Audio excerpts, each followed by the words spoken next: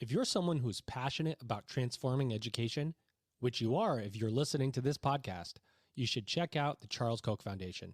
The Charles Koch Foundation supports social entrepreneurs and organizations that are embracing innovation to build better solutions for today's learners. Visit ckf.org to learn more.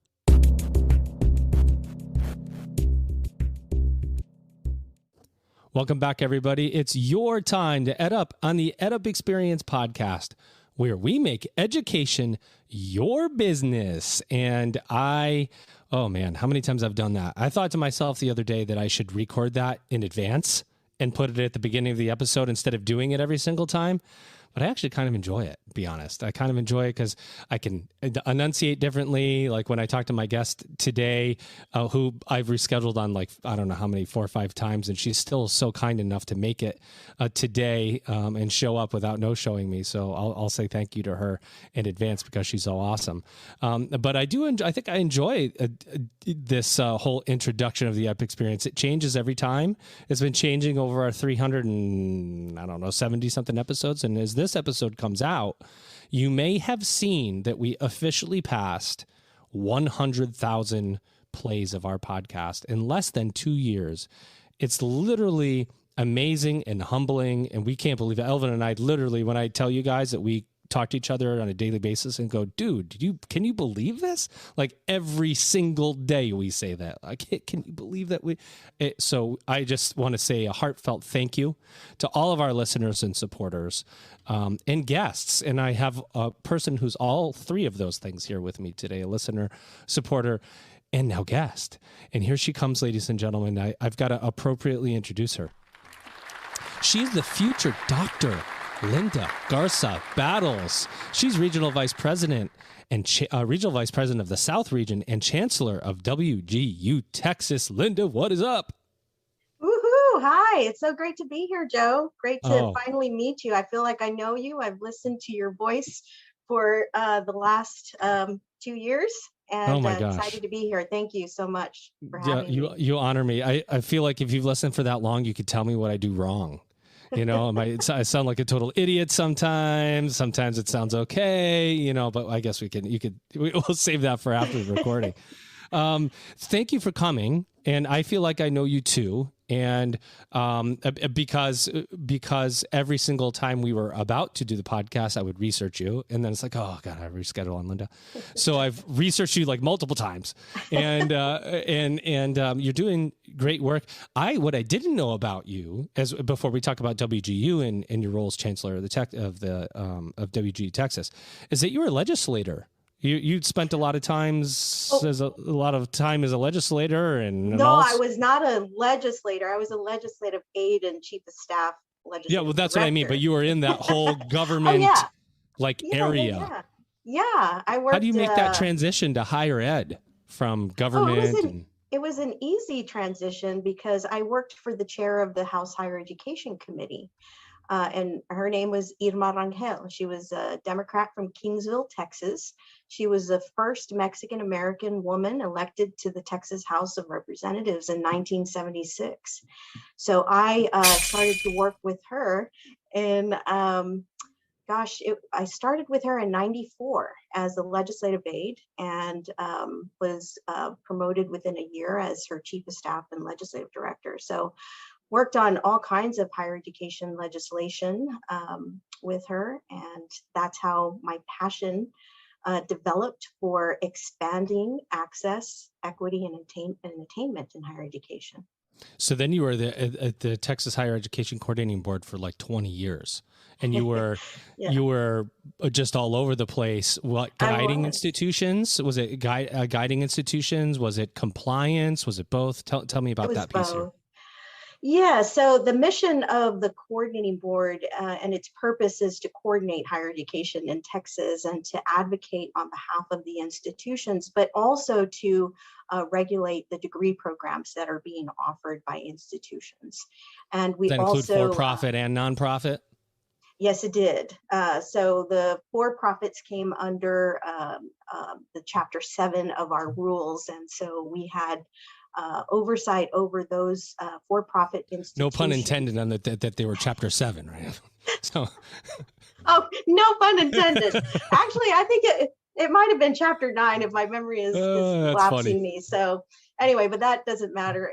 Yeah, so we had oversight over the regulation of the degree programs and ensuring that they were providing quality degrees and great student So outcomes. just funny how these things work. So I worked for a university called National American University that had schools all over Texas for at a point. And so way back when, in my for-profit time, there was a school called Career Point College. I can't remember. I think it was in San Antonio, and they were for-profit and they closed. And you had 600. We ended up enrolling like 648 students in a 48-hour period. But there was a time there in higher ed where there were just so many displaced students, and due to for-profit closures.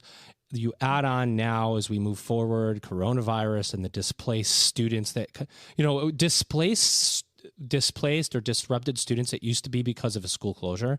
And now it's because of a national pandemic that students are leaving higher education. They're disrupted financially, medically.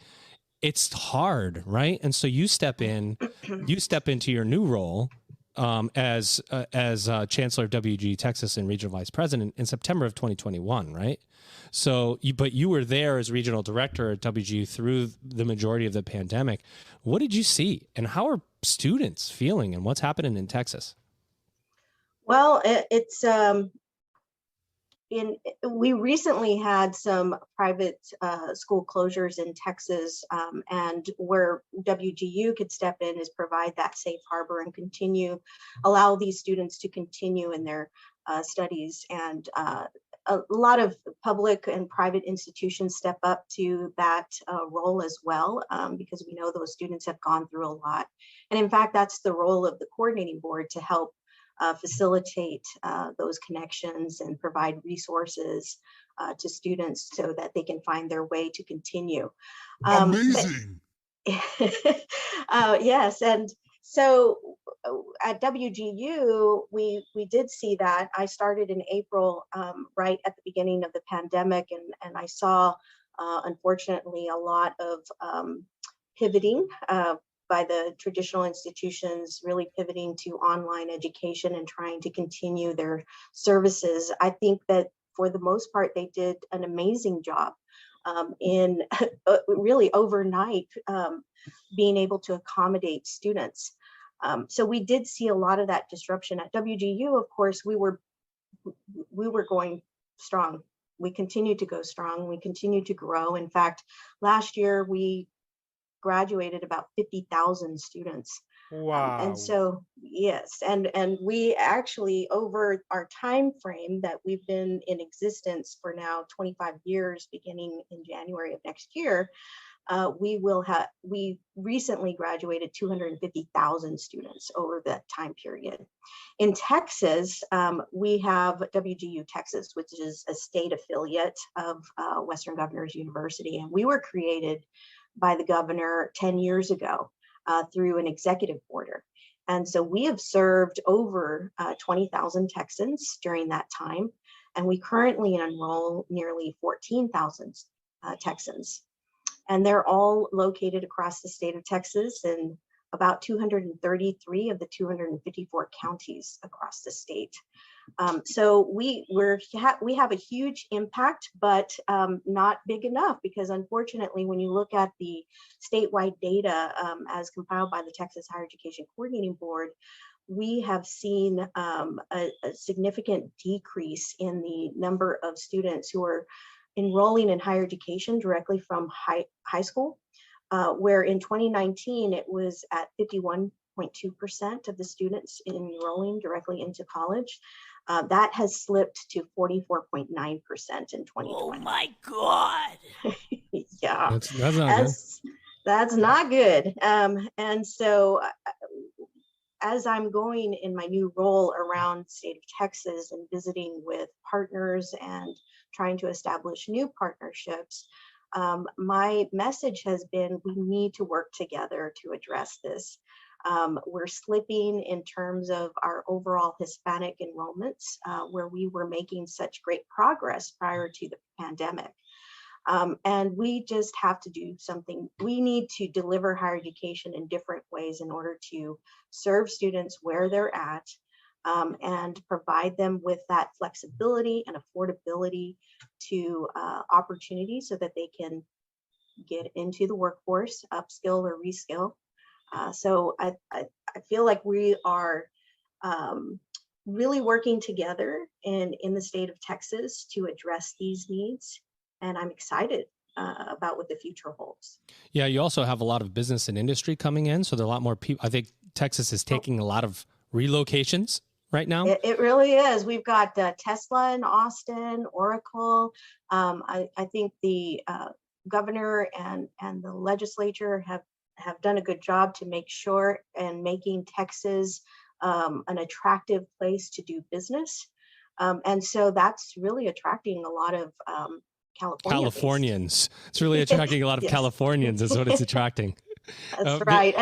And I just saw like the other day, the Iron Chef guy is moving his whole like Iron Chef thing to Texas now. And it's, yes, yeah, I don't remember Hell's his name. Kitchen, Chef Ramsay. Chef Ramsay. Yeah, my husband's a huge fan. Yeah. So Texas becomes very desirable because of taxes and cost of living, and the climate is great. Climate. Yeah, climate, and also favorability.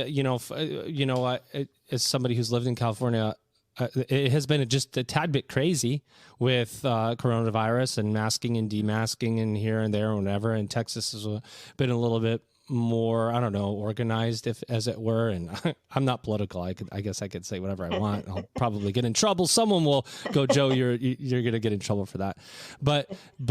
So you're taking a lot of transplants, and what that is doing, it's putting a lot of pressure on higher education institutions to now step up and serve new constituencies. But you also have a huge population of Mexican Americans and students from Latino backgrounds.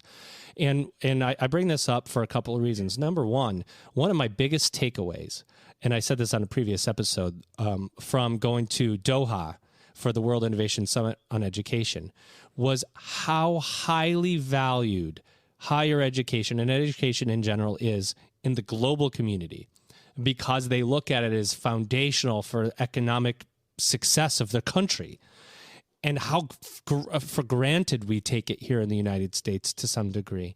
We have this very fast growing Latino and Latina population, the fastest growing population in the U.S.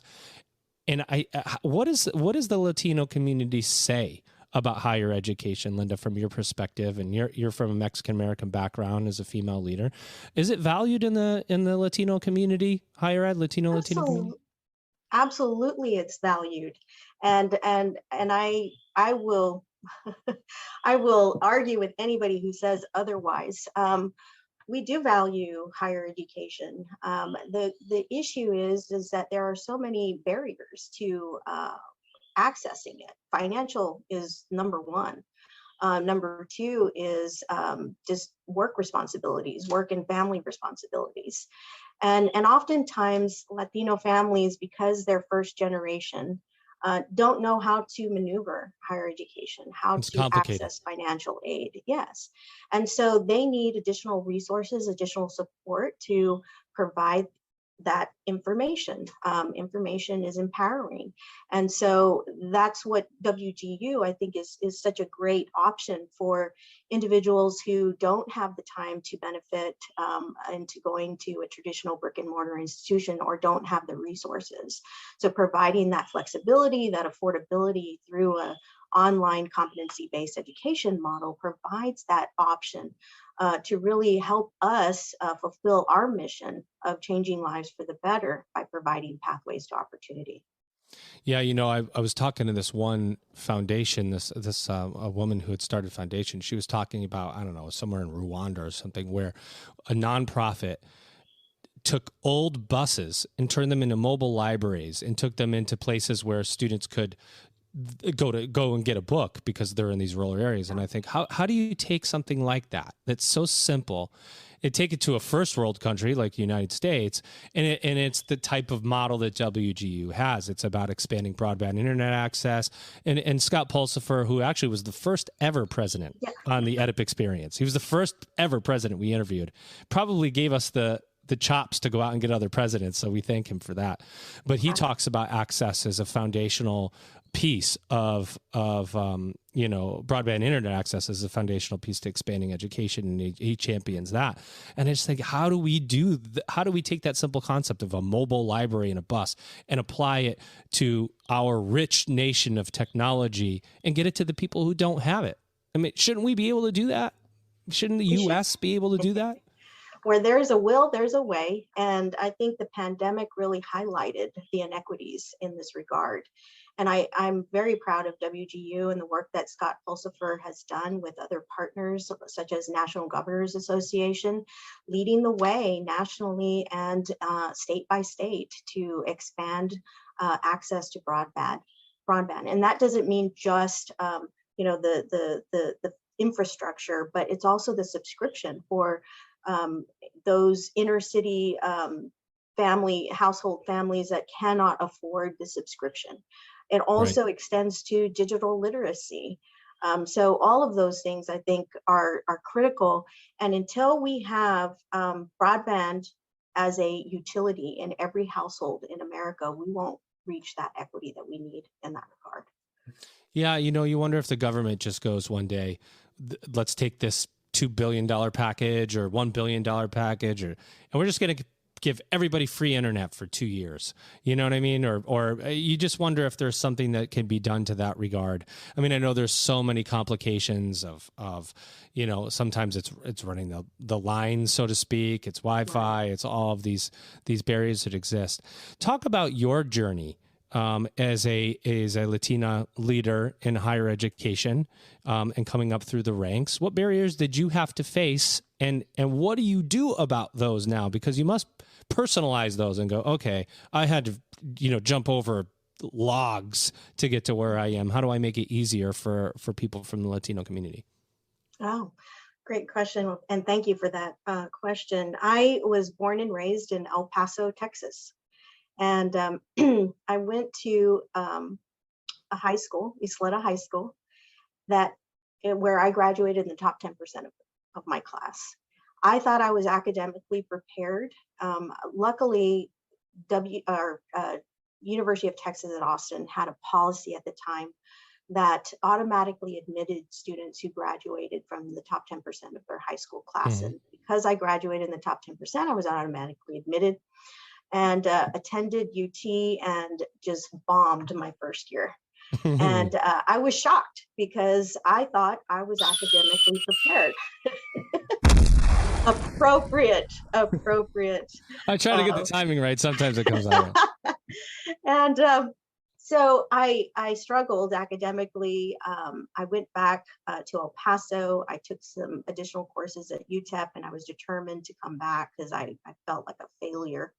And I did. I came back, and this time I struggled with finances because my parents went through some financial difficulties. This was in the late 80s, early 90s, and the recession was going on, and so I ended up having to work full time while being a student full time, and I had a true appreciation of what it's like to be a working student.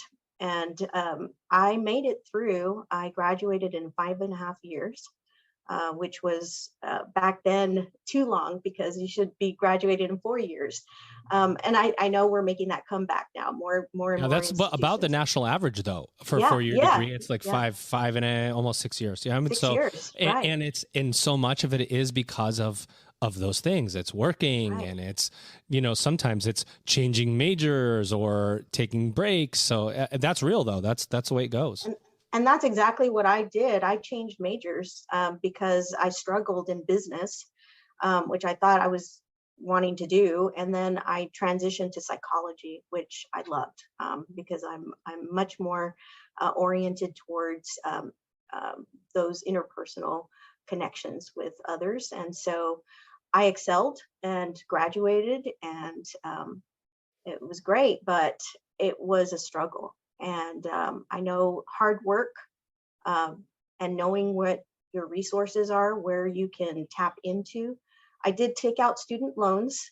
And so that is another piece. It took me close to 15 years to pay them off.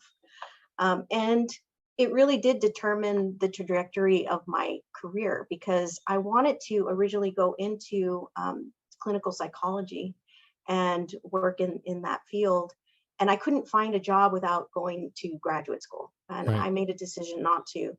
And I was getting paid minimum wage, and I was having to pay back my loans. And so I ended up going into the Texas legislature, where for the very first time I got health insurance.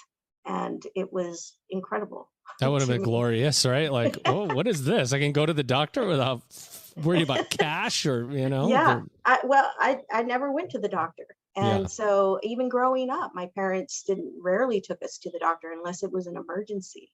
So we didn't have preventative care, health care. We didn't go see the dentist until we had a toothache. And a lot of times we end up going to Juarez, Mexico. We'd cross the border to get, lower cost health care. And in fact, my parents still do that to today. They live Wow. 5 minutes from the border, and it's just less expensive. So for me, having that job at the Capitol was like, wow, I've made it. I was 24 years old, and having this regular salary, and it was incredible. But what really what really opened the door for me was to higher education, and really focusing on expanding access, equity, and attainment, particularly for underserved populations, was working for Eden Rangel and seeing the 7 counties in South Texas that included some of the poorest counties in the world, in the U.S. Really impressed on me the need for higher education, for good K through 12 solid education, and then higher education in order to transform people's lives for the better. So that's where I was so committed to this, and that's what I've been doing for my entire career in higher education in Texas. What do you think you've learned coming from working, with a legislator as a chief of staff and the Texas Higher Education Coordinating Board, to actually going into higher ed, leading teams, that, because on a coordinating board, you're making decisions and helping institutions who are helping the students. And now, as the chancellor of WGU Texas, every decision you make affects the students directly. What's the big lesson that you've learned going from oversight to direct impact, so to speak? Well, it's really interesting because I'm working at a university that is so student focused already. That is everything that we do, every policy that we make, every program, every initiative that we create, any intervention that we have is all about the students. And it's all about their learning and providing that personalized learning for them so that they ultimately succeed. I, working with the state, worked with many public institutions that had a lot of competing demands on their time and their focus and their resources, that it's difficult to be just student-centered in a traditional institution. You can say you're student-centered, and you can aspire to be student-centric, but you just have so many other competing demands like research, and faculty have so much different roles they just have to take on too much, that it's hard to be student-centric. So I think that's where I'm blessed, in that when I transitioned from the state to WGU, my experience, because I've never worked at an institution before, so my exposure to WGU and the culture of being student-centered and, our vision of being the most student-centric university in the world really, I feel at home, because that's how I felt in my career at the coordinating board. I felt we really pushed statewide policy to incentivize institutions to truly focus on the student. So we recommended things like outcomes-based funding, which WGU advocates for as well, to ensure that focuses on the success of students, and the outcomes of their learning. And also, where do they end up in terms of the workforce, and making sure that we're delivering on that promise. As the majority of undergraduate students say, the reason they go to college is to get a job. And so I just love everything that WGU is doing, and the model, and it just aligns so much with my beliefs and my passion and my values as well. So too many learners are being left behind by the current one-size-fits-all model of education. We here at EdUp and our friends at the Charles Koch Foundation see a better path forward. The Charles Koch Foundation supports innovators in education who are building and scaling new pathways to allow all learners to discover their potential. By changing the way we think about education, we can unlock opportunities for millions more Americans. To learn more about the Charles Koch Foundation support of individualized education, visit ckf.org. It's great, because then when you go to work every day, it just kind of feels like it's an extension of your personal life. I mean, I think that's right. Why so many people work in education, is because when you go to work, it's just like, this is what we do. This is what I do. And since I've worked in higher ed, I've never woken up and gone, oh gosh, I got to go to work today. It's always like, okay, what am I doing today? This is just what I do. It's the right fit. And I'm glad that you feel that way, because I think when you feel that way, the students will end up feeling that way about the institution that you represent. Speaking of how you represent yourself, if you've listened to this podcast, as you say you have, Linda, then you know that I like to, in the middle of the episode, sometimes ask a question that may or may not be unrelated to education. Are you ready? Yes. Of course, there's no money involved here, because we have no money here at the EdUp Experience. So I'm going to ask you anyway. Linda, what's the song that represents you? What's the song that would introduce you at a commencement speech or in a meeting you walk into? It's your entrance music. What's the song that you'd pick? Gosh. Here Comes the Sun. Hey, that's a good one. I'm just, I'm a very positive person, and I'll catch myself if I'm being negative. If I have a negative thought in my head, I try to counter that with a positive. And I feel that is what keeps me happy, is just trying to see the positive side of things. And so, yeah, I think that would be the best song. That will serve you well when you deal with students sometimes. Well, because, as student-centric as WGU is, and as any university is, of course, there's always going to be students that have issues. That's just a part of being a student, that you have a struggle here, a struggle there. And so one of the ways that you can always work through those issues with a student is to be positive. It is the truth, right? Because when you show them the positive, you show them what they aspire to be when they complete their degree. As a member of the workforce, right? And that positivity and attitude takes people very far in life. One of the most important things that we can do and train students to be is positive and have a good attitude. And, WGU it's an anomaly in that most of us in higher education know WGU. So you say something to somebody and they go, oh yeah, WGU, I know them. But I don't think a lot of people know how it's set up. Right? When you talk about WGU Texas being an affiliate of WGU, what exactly does that mean? And could you give us just the audience just how the structure works a little bit? Because sure. I think, it's WGU, but it's really components. It's state components that make up the whole. Right. Well, we have 10 state affiliates, and we're really excited about having Montana join us just on Tuesday. So they wow, that's great. Yeah, yeah. So we started off obviously as a national university created by 19 of the Western state governors. And Literally, that's the piece, right? It's 19 governors get together right. and go, we're going to start a university that creates public access, all of the things that other universities are not doing. That's the piece that makes it so interesting, is that you have these governors come together to make this thing go. Yep. And they were bipartisan. And they came together and said, yeah, we want to do something for adult learners who can continue to work and juggle family responsibilities, but can, get their higher education, and that leads to a good paying job. So it's an incredible vision at the time. And when you hear the founders talk about how this started, it's just really exciting.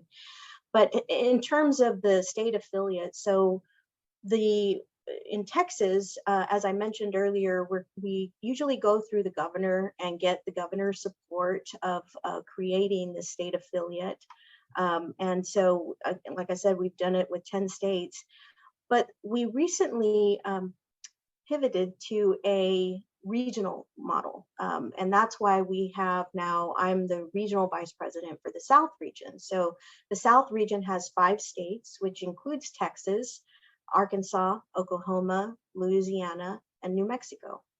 And so as regional vice president, I'm in charge of the regional operations for those states, where I have a team of communications and outreach staff and strategic partnership staff to increase brand awareness and partnerships that ultimately will lead to more enrollments. And so we still have the state affiliate.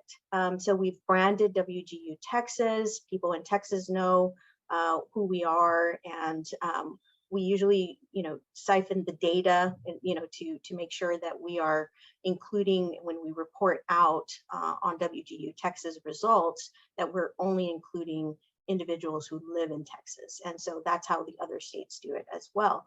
And then when we report nationally, we include all 50 states. Because we have students in all 50 states. So as regional director, regional vice president, right? And then chancellor. So the chancellor or president, as it were, of WGU Texas, and then regional vice president over the South region. So that's a lot of balance that you must be employing on a daily basis. It's a lot of balance. It's a lot of oversight.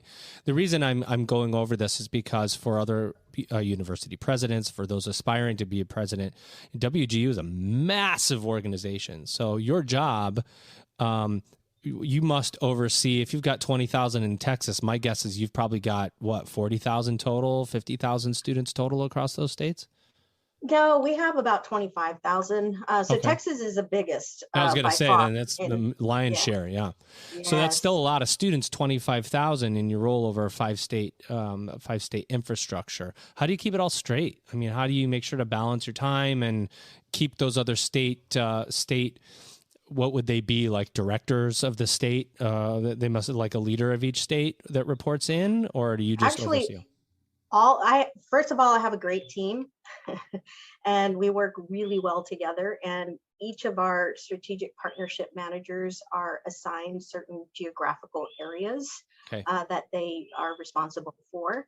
And then I and my regional director, who is Manny Gonzalez, just got him onboarded this past month. Yeah. Gotta have a good number 2. That's right. And so he and I will be making more in-person meetings in those other 4 states. Right now, I've been focused on Texas because of COVID. 20,000 students too, yeah. And 20,000 students, that's right. But we are expanding our reach and trying to provide that local flavor.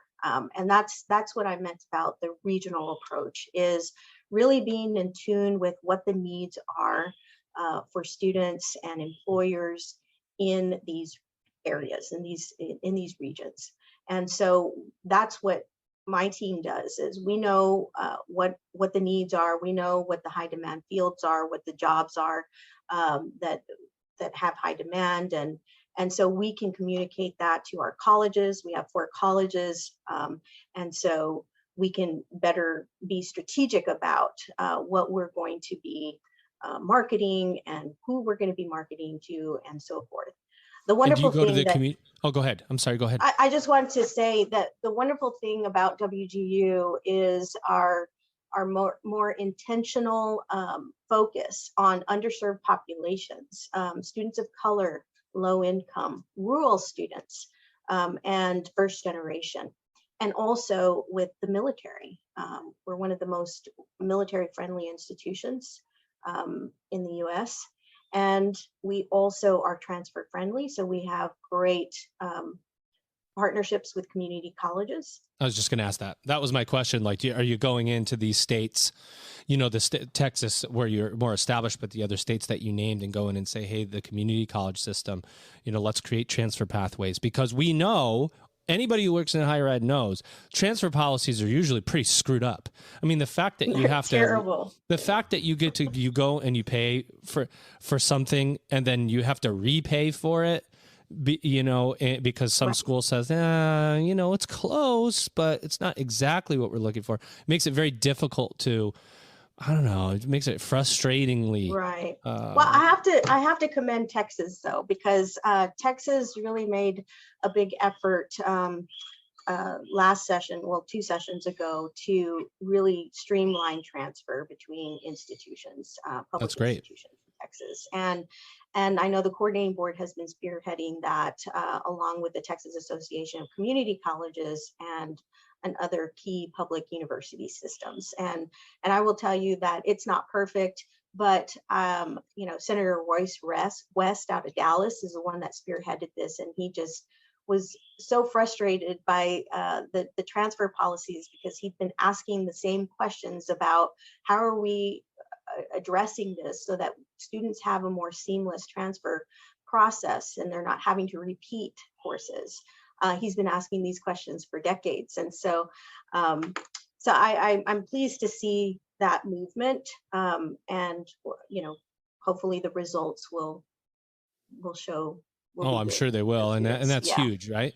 It's huge to be able to make transfer pathways more seamless. It's a thing that all universities and colleges are aspiring to. It's a huge market, the some college, no degree market. It's actually pretty sad that we have that many. It's like 30 million people or something that have taken some college courses and don't have a degree. It's sad that we didn't serve them. If WGU makes it easier for those students to re-enter the pipeline and complete, that's great.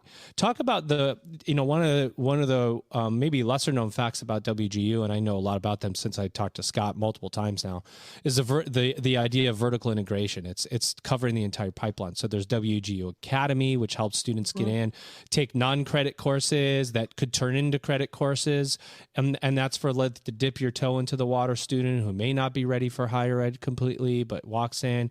You've got WGU Labs, which is an innovation hub for what the future of higher ed could look like, and working with employers and so on and so forth. How do you intersect? How does the WGU Texas intersect with Labs, with Academy, and so on? We work very closely with both of those. And in fact, with WGU Academy, we have a pilot program, transfer. Since we're talking about transfer, it's called the Onward with Learning Transfer Pilot Program, where we are working with 3 community college districts in Texas, which are the largest: Lone Star College, Austin Community College, and Tarrant County College. Yeah, huge schools. Mm-hmm. Yes, and so we launched these programs recently. So what it is we reach out to students who just are newly enrolled at the college, and we ask if they would be interested in participating in this pilot project. If they complete all the program requirements, when they achieve their associate's degree and ready to transfer to WGU, they will get automatic admission plus a $900 per term scholarship for up to 4 terms. And so it's trying, and then of course all their credits transferred towards to be applicable towards one of our degrees. And so the part of the WGU Academy piece is that they're required to take these courses through the Program for Academic and Career Advancement, which is experiential learning curriculum that helps students discover, what's most important for them, what's holding them back from achieving success, and how to address those challenges. So it boosts their confidence, and so it helps retain them not only at the college, but then also helps them complete their degree and then be successful at WGU. It's also beyond that program. Students can enroll in that if they're not quite ready to succeed in higher education. So they don't have to come to WGU when they complete the program at WGU Academy. They can go on to any other institution. It's a low-cost way to get college ready. It's less than $600, I believe, and WGU Academy does provide scholarships for low-income individuals. In terms of WGU Labs, WGU Labs is constantly innovating and experimenting. One example is in Austin, where we're working with a hybrid college to onboard a cohort of a few students to see how well they would do in being provided with wraparound services, an in-person place to take WGU courses with a private space, computer access to the internet and all that good stuff. So we're going to see how well that works, and if the results are great, then we're going to look into it and try to expand, but we will pivot if it doesn't work. But again, WGU Labs is constantly looking at different ways to improve student outcomes, which makes WGU the most innovative institution, I believe, in the country, because we're constantly trying new things. We're also constantly looking at our data to really drive improvements. Yep. Better outcomes. And quick shout out WGU Labs to John Clark, Calvin Bentley, a couple of my contacts that John Clark actually came on when he was at where was he at the what's that data place? The data place. Oh, I'll think of it later. John, sorry, I can't think of it, but you're episode 40 something or 50 something in there, and but really innovative folks, and that's important. You're looking at some kind of vertical integration to have the talent that's going to be innovative to make that happen. Well, Linda, you know that we ask the same two questions of every guest on every episode of the EdUp Experience podcast, or at least I try.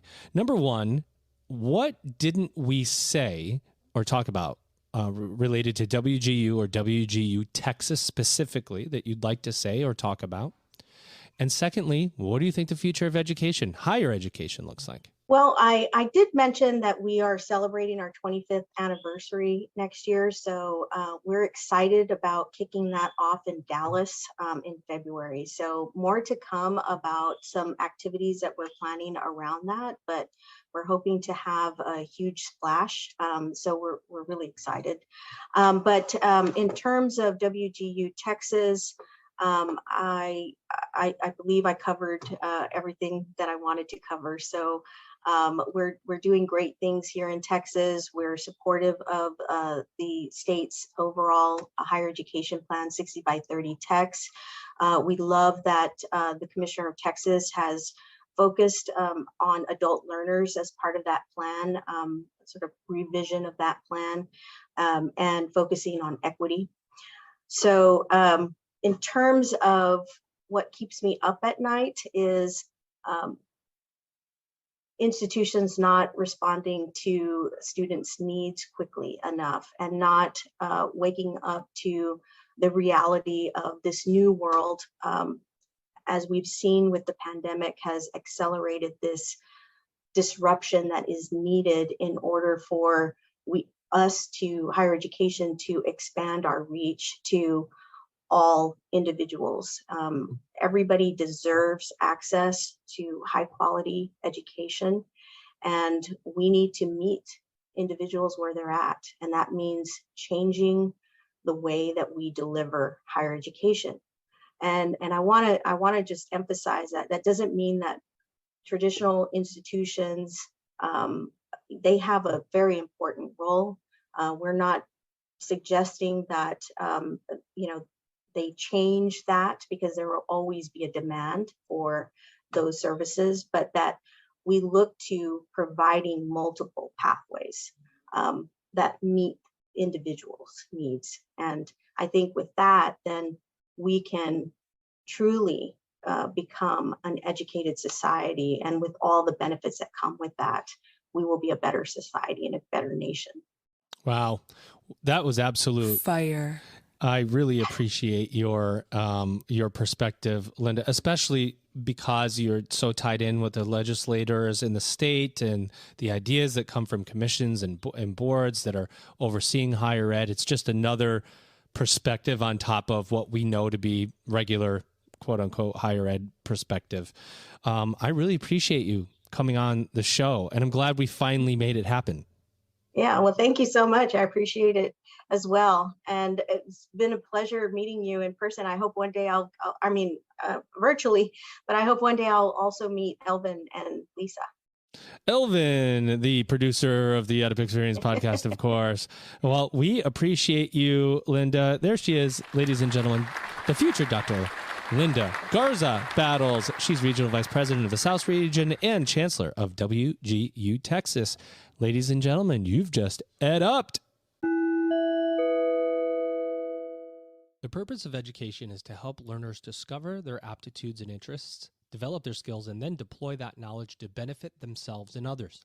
The Charles Koch Foundation, a nonprofit grant-making organization, works with leaders in education to remove barriers that stand in the way of all learners reaching their potential.